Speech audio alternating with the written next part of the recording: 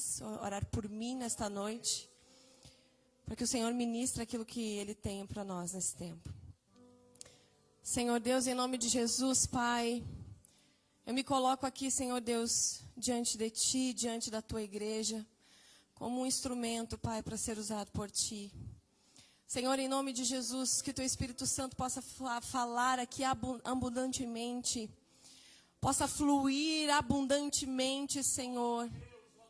Em nome de Jesus, tudo aquilo que tem prendido as mentes, toda incredulidade, nós lançamos por terra agora em nome de Jesus, todo bloqueio nos ouvidos, toda mente cauterizada, toda frieza de coração. Nós cancelamos agora e lançamos por terra em nome de Jesus. Todo principado e potestade que tem se levantado contra este povo, contra esta igreja, nós te cancelamos, nós te resistimos nesta noite, em nome de Jesus. Pai, libera o teu poder, o teu mover sobre nós aqui. Venha falar, Senhor Deus, nesta noite, que os nossos corações sejam como aquela terra fértil, que pode receber a semente e frutificar diante dela. Senhor, em nome de Jesus, nós queremos ouvir de Ti aquilo que o Senhor tem para nós. Nós queremos ser aquilo que o Senhor quer que sejamos. Nós queremos ser uma igreja relevante no reino. Nós queremos ampliar e estabelecer a cultura do Teu reino a partir de nós. A partir do nosso coração, a partir do nosso comportamento, a partir da nossa casa, a partir desta igreja impactar essa nação. Em nome de Jesus, Pai, Tu tens liberdade para agir. A igreja que recebe, concorda, diga amém. Amém, aleluia, aleluia. Você pode compreender que quando nós estamos caminhando com o Senhor, existem momentos na nossa vida que são de suma importância. São momentos que o Senhor quer nos elevar de nível. São momentos que o Senhor quer nos tirar de uma margem do rio para nos levar para outra margem. O Senhor quer desenvolver em nós particularidades que são dele. Mas muitas vezes, nesse trajeto, pode haver uma tempestade. Nem sempre subir de nível, atravessar de uma margem para a outra, pode ser algo confortável para mim e para você. Mas é algo necessário. É algo necessário. Abra sua Bíblia comigo no Evangelho de Mateus, capítulo 14, dos versículos 22 até o versículo 32. São 10 versículos. Vamos ler todos juntos aqui? Logo em seguida, Jesus insistiu. Repita comigo. Insistiu. Jesus insistiu com os discípulos para que entrassem no barco e fossem adiante dele para o outro lado. Repita comigo. Outro lado. Enquanto ele despedia a multidão. Tendo despedido a multidão, subiu sozinho ao monte para orar. Ao anoitecer, ele estava ali sozinho. Mas o barco já estava a considerável distância da terra, fustigado pelas ondas, porque o vento soprava. Repita comigo, soprava.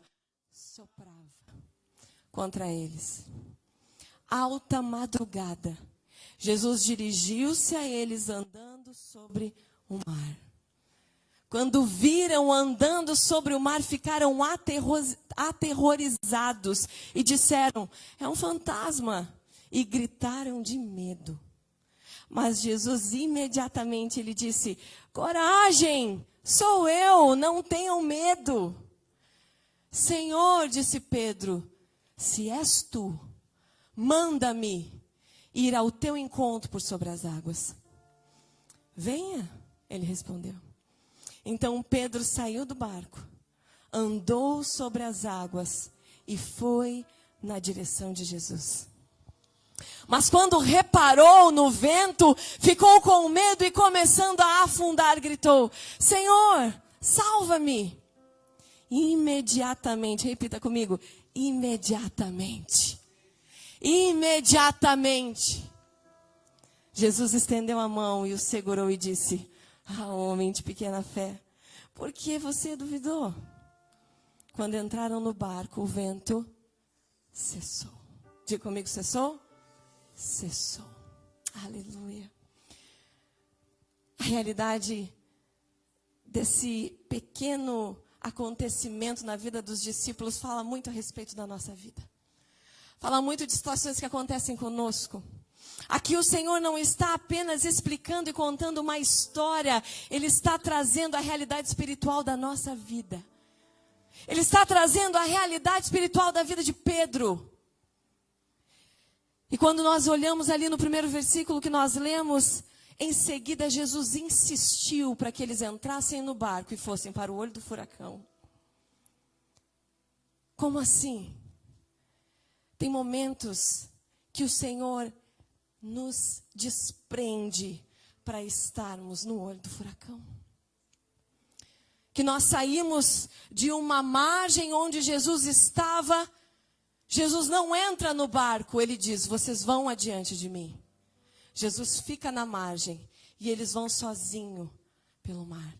Quantas vezes eu e você temos essa sensação que nós estamos no olho do furacão, num pequeno barquinho, o mar está prestes a nos engolir e Jesus não está no barco. E nós clamamos e Jesus não está no barco. No capítulo 8 desse mesmo livro, eles já têm uma experiência de uma tempestade. Você se lembra? Jesus está com os discípulos no barco, à madrugada também, o vento começa a atingir aquele barco, eles estão prestes a entrar a pico. Então os discípulos acordam Jesus que estava dormindo na proa. E eles dizem: Jesus, não te importa que pereçamos? Ele se levanta, dá ordem à tempestade e diz: acalme-se vento e mar. E Jesus, então, volta e os discípulos dizem: quem é este que até o vento e o mar lhe obedecem? Só que agora Jesus está subindo os discípulos de nível, Samuel. Então, para não correr o risco de novo aqueles discípulos: Jesus, te acorda, me socorre, ele nem entra no barco. Porque tem situações que o Senhor está fomentando você para aprender a direcionar. Escute, Jesus não estava no barco, mas em algum momento Jesus perdeu o barco de vista? Não. Jesus estava na margem, ele subiu num monte para orar. E daquele monte ele podia enxergar aquele barco. Ele via o vento sacudindo o barco. E Jesus estava pensando: e agora? Como eles reagem quando eles não podem escutar a minha voz? Existem momentos na nossa vida que nós não escutamos a voz de Jesus, que nós não sentimos a presença dele, parece que ele não está dormindo na proa, mas ele não tirou os olhos do seu barquinho. Ele continua observando você, ele está forjando o seu caráter. Ele está permitindo que você cresça, que você se desenvolva, que você se levante e dê ordem à tempestade e ao mar. Jesus então se aproxima daquele barco. Os discípulos já estão apavorados. Quando eles veem Jesus, eles dizem: é um fantasma. Sabe por quê? Quando nós estamos tão cheios de problemas, a nossa mente está tão atribulada, tão atordoada, nós não sentimos a presença de Jesus, nós não podemos ouvir a voz dele, mas o vento continua sacudindo as nossas estruturas. O vento continua forte. Mesmo quando nós vemos Jesus vindo em nossa direção, a nossa mente está tão turva que nós não o reconhecemos. E nós pensamos: deve ser um fantasma. Não é um fantasma. Não é um fantasma. É Jesus indo ao teu encontro, te trazendo socorro, te trazendo alívio, te trazendo direção. Pedro se levanta e diz: se és tu mesmo, diz para mim, manda-me e eu vou andar contigo. E Jesus fala, então vem. Sabe qual é o nosso erro? Que nós queremos andar sobre o mar sem que Jesus tenha nos chamado para isso. E quando Jesus muitas vezes nos chama, nós queremos ficar como o restante dos 11 que ficaram dentro do barco. Às vezes nós queremos andar em lugares que ainda não são chamados para nós. E muitos que são chamados para nós os acovardamos e ficamos dentro do barco. Mas se Jesus te garante, você está debaixo de uma palavra, caminhe sobre as águas. Venha Pedro. E aqui começa uma história.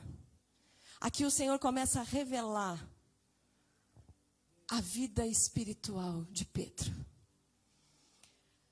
Pedro é aquele que num momento olha para Jesus e tem a capacidade de tirar o primeiro pé de dentro do barco. O mais difícil é o segundo. O primeiro ainda tem barco do outro lado. O primeiro ainda você tem a casa dos teus pais para correr. O primeiro pé, qualquer coisa, se dá ruim, vai e pega o empréstimo no banco. Mas o segundo pé é só Jesus. É só Jesus. E Pedro tira o segundo pé do barco e começa a andar sobre as águas. O vento não cessou. Jesus não vai parar o vento para você caminhar sobre as águas, Cláudio. É com o vento. É com o vento. É alta madrugada. Pedro está lá caminhando.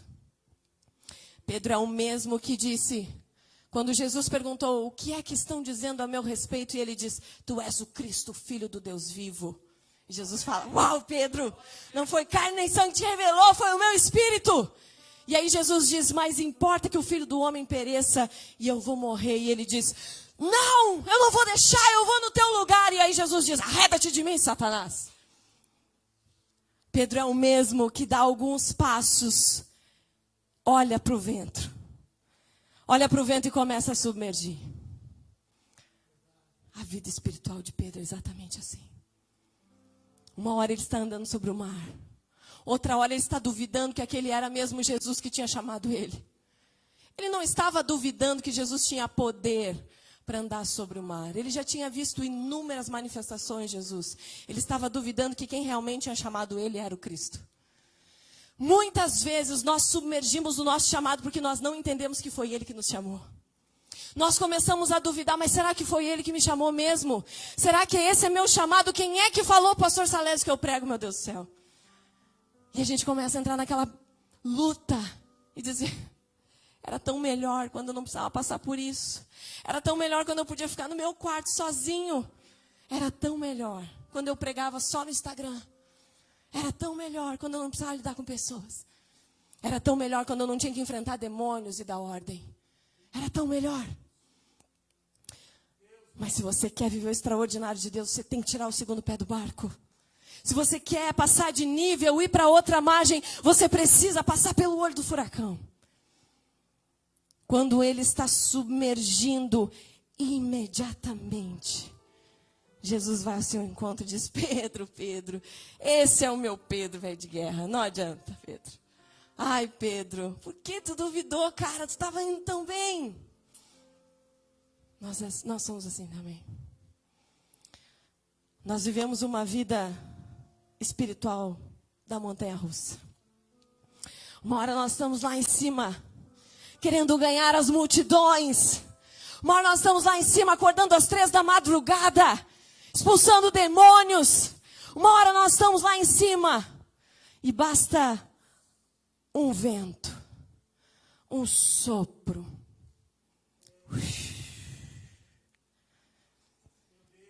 Qual é o vento que tem soprado nos teus ouvidos?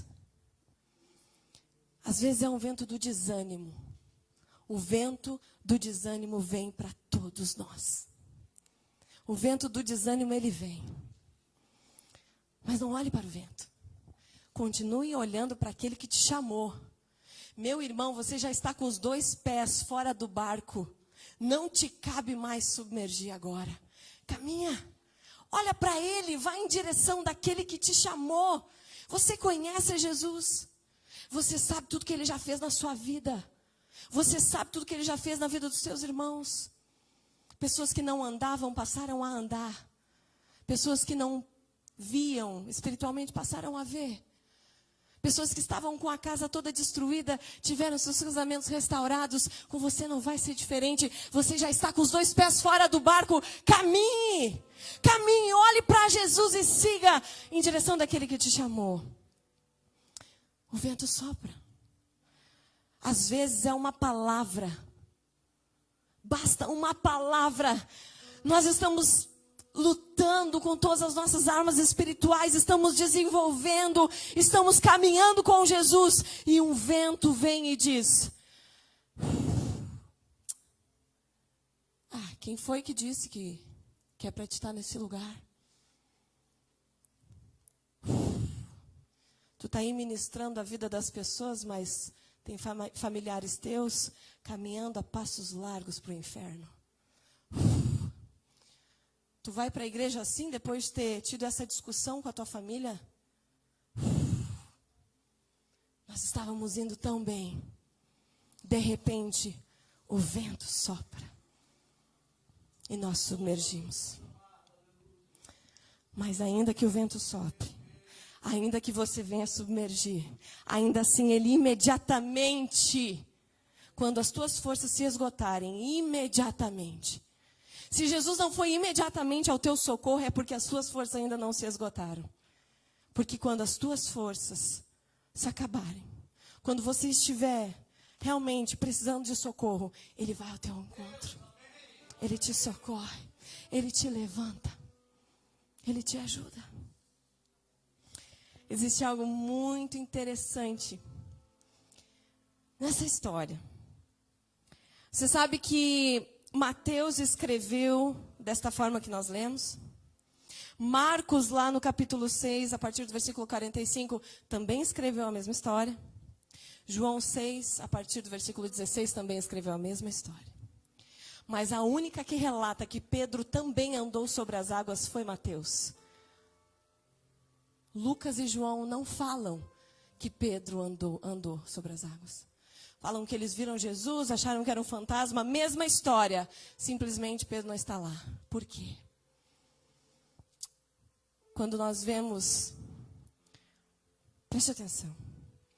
Quando nós vemos pessoas caminhando caminhos que eram para nós caminharmos, mas nós ficamos dentro do barco, nos segurando as cordas. Comunicar aquilo que Deus está fazendo na vida dele revela a minha inércia. Falar aquilo que ele teve coragem de fazer e eu não tive, revela a minha incapacidade e a minha falta de fé. Mas Mateus teve coragem de dizer: ele andou e eu fiquei no barco assistindo. Aleluia. Porque nós precisávamos saber tudo o que aconteceu e a Bíblia é perfeita. Aleluia. Mesmo que pessoas não considerem aquilo que Deus está fazendo na sua vida, não significa que Deus não esteja fazendo. Significa que aquilo que Deus tem feito na sua vida, às vezes, revela a inércia do outro. Revela o medo do outro de tirar o segundo pé do barco e caminhar sobre as águas, como Jesus chamou a Pedro. Não tenha medo. Se você está passando por uma tribulação, uma dificuldade, uma tempestade na sua vida, uma tempestade de informações, uma tempestade de emoções, de sentimentos, de dores, você está prestes a ser promovido de nível. Você está indo para outra margem, para seguir o caminho que Deus tem te chamado. Não fique preso na margem do comodismo, das suas velhas atitudes, porque aqui eu sei como eu faço, assim, aqui eu sei como é.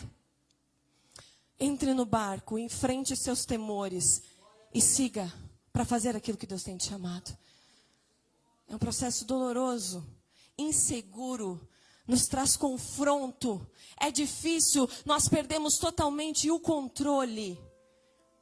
Mas quem é que disse que algum dia nós tivemos ele? Nós só nos damos por conta que o controle sempre foi do Senhor. Nós só nos damos por conta. Mas por quê? Por que o Senhor nos confronta dessa forma? Por que nós temos que passar por isso? Porque A nossa vida não é tão tranquila quanto aquele seu vizinho super bem sucedido, que tudo que ele faz, ele prospera. E é uma bênção. A Bíblia diz, não tenham inveja dos injustos, quando eles prosperarem. Porque em vocês eu estou forjando o meu caráter. Não é a respeito do que se tem, nem do que se faz, mas de se onde está e a quem se pertence. Você tem um dono, você não está perdido nesse mar. E o seu barquinho está lá, diante dos olhos dele. Tudo está no seu controle.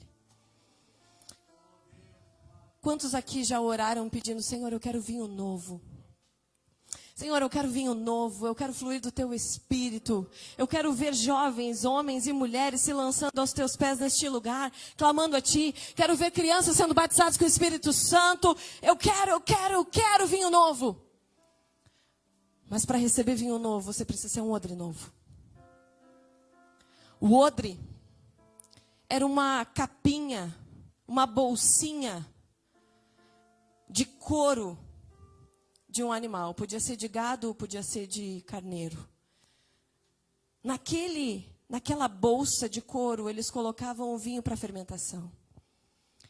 Só que o vinho, conforme ele fosse fermentando, ele soltava alguns gases, alguns ácidos que expandiam o couro. Se aquele couro fosse um couro velho, curtido, ele rompe. Se perde o odre e se perde o vinho. Mas quando o vinho é novo, quando o odre é novo, ele é elástico. Conforme o vinho vai se propagando, o odre vai recebendo a capacidade de se desenvolver. Se você for um odre velho e você receber o vinho novo do Senhor, você se rompe. Você se perde. Aquilo que Deus derramou sobre você também se perde. Grande é esta ruína. Mas se você abre-se para o novo de Deus e diz, Senhor, tem que andar sobre o mar, eu vou. Tem que subir no barquinho, eu vou. Tem que catar gravetos, eu vou. Tem que evangelizar na praça, eu vou. Tem que ajudar na congregação, eu vou também. É para cantar no louvor, eu vou. É para ficar na porta, eu vou. É para dar uma carona, eu vou. É para falar de Jesus para o meu vizinho, eu vou. É para ir no hospital orar, eu vou. Se o seu odre é elástico, vinho novo, vinho novo, vinho novo, vinho novo. Agora, se você disser, eu sou apenas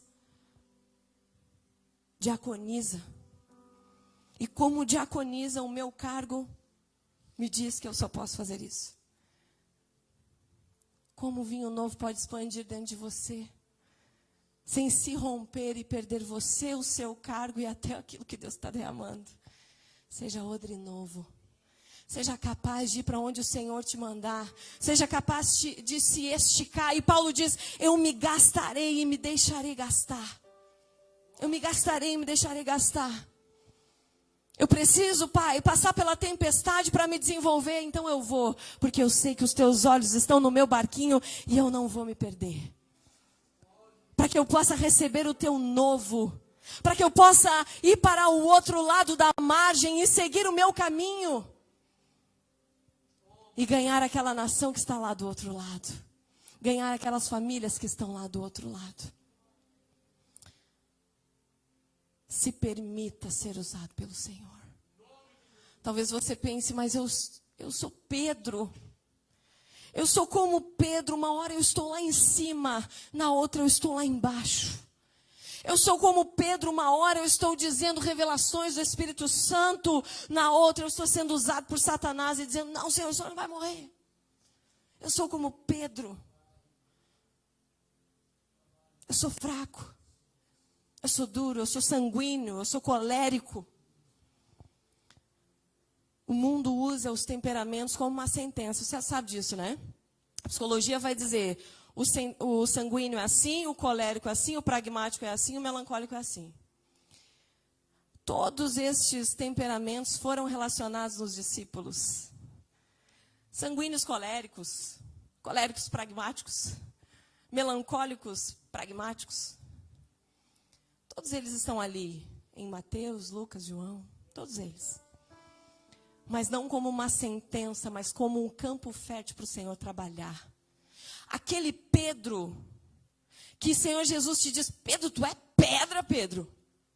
Quando Jesus fala para Pedro, Pedro, tu és pedra, ele não está fazendo um elogio. Porque ele diz, muitas vezes a própria palavra de Deus referencia o coração de pedra. O Senhor troca o coração de pedra por um coração de carne, moldável. Então o Senhor não estava elogiando a Pedro, ele estava dizendo, Pedro, tu é pedra, Pedro. Mas, sobre essa pedra, edificarei a minha igreja. Então você não é pedra tão dura que o Senhor não possa te quebrar. Você não é pedra tão dura que o Senhor não possa te usar como uma ferramenta. Você deixa ser usado pelo Senhor. Aquele Pedro, que uma hora estava caminhando, outra hora estava afundando, é o mesmo que em Atos 3 ganha mais de 3.000 pessoas, numa pregação perfeita que é relacionada, está escrito em Atos 3. E é aquele mesmo Pedro que escreve as cartas de Pedro, as epístolas. E você lê aquilo e você pensa como um galileu de uma colônia de pescadores que aprendeu a escrever e a ler com o próprio Senhor Jesus pode escrever isso. Porque é Jesus na vida dele. Porque Jesus escolheu galileus, os mais ignorantes para aquela época. E não ignorantes de uma maneira, não estou querendo ofender os discípulos, mas de uma maneira geral, eles não conheciam. Ignorância pelo fato de falta de conhecimento. Porque Jesus escolheu aqueles indoutos, e a palavra de Deus diz que eles eram de fato indoutos. Para que a glória não fosse para eles, mas que a glória fosse do próprio Jesus. Para que eu e você, hoje, 2000 e poucos anos depois, pudéssemos entender que não é a nossa capacidade ou falta dela que pode fazer ou impedir Deus de fazer. Deus vai fazer. Para a glória dele. Já estou encerrando.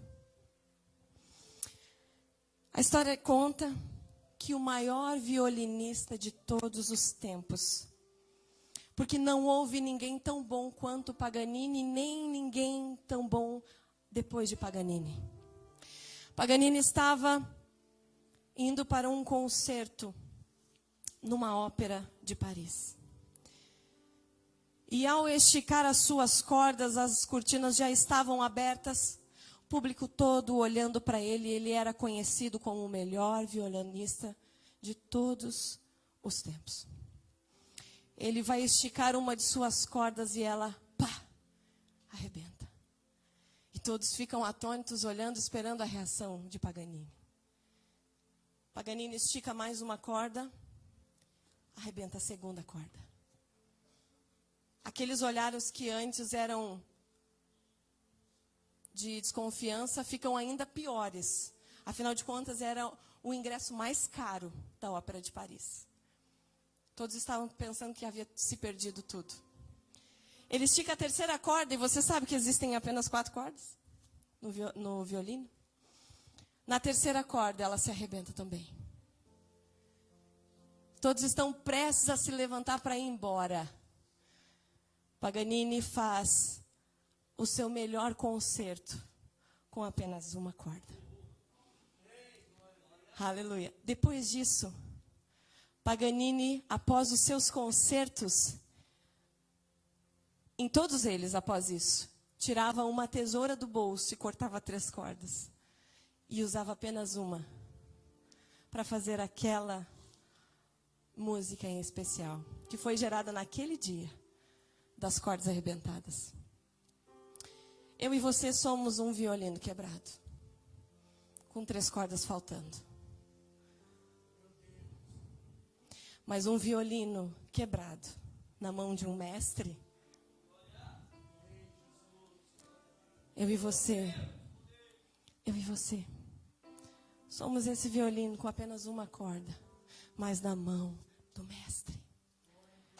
Era apenas Pedro, um indouto galileu, pescador, mas que fez toda a diferença. E hoje nós temos um evangelho que foi propagado a partir daquelas bocas, daqueles pés, daqueles barcos, daquelas pregações. Aleluia. As suas limitações, meu querido, minha querida, não vão impedir o Senhor de usar você. O seu braço forte, as suas capacidades, as suas competências, também não. Porque o Senhor não precisa delas. O Senhor vai fazer a despeito disso tudo. Então nós podemos ver grandes e pequenos homens. O apóstolo Paulo, que foi ensinado aos pés de Gamaliel, conhecia toda a lei, imputava juízo e perseguição aos hereges do caminho, os cristãos. Quando ele de fato conheceu a quem ele estava perseguindo, ele renegou todo aquele conhecimento que ele tinha antes. Então, tanto faz se você é Pedro, se você é Paulo, tanto faz se você não tem nada ou se você tem tudo, é o Senhor que vai fazer. É o Senhor que vai falar. Eu de fato não tenho nada para oferecer. Mas o Senhor, no Senhor estão as fontes inesgotáveis de sabedoria. Aleluia, aleluia. Quantos aqui querem ser esse violino quebrado na mão do mestre? Quantos aqui podem olhar para o outro lado da margem e dizer: Senhor, eu passo por esse navio, por esse caminho. Eu passo com o meu barquinho, desde que os teus olhos estejam sobre mim. Não se esqueça, imediatamente Ele vem ao teu socorro. Quando as tuas forças se acabarem, Ele não vai te dar além da sua capacidade. Ele não vai te dar além da sua capacidade. A Lázaro era amigo dele e ele permitiu a morte, porque ele sabia que depois ele traria a vida. Mesmo que você olhe para a sua situação e pense: é morte certa. É morte, não tem saída. O Senhor, Ele vai ao teu encontro, abre a sepultura e diz: vem, Lázaro, vem para fora. Já deu de morte por aí. Aleluia. Eu quero mais uma chance. Eu quero ser chamado para fora. Eu quero me permitir ser essa única corda de um violino quebrado nas mãos do mestre. Eu quero. Se você quer também, se coloque de pé. Aleluia.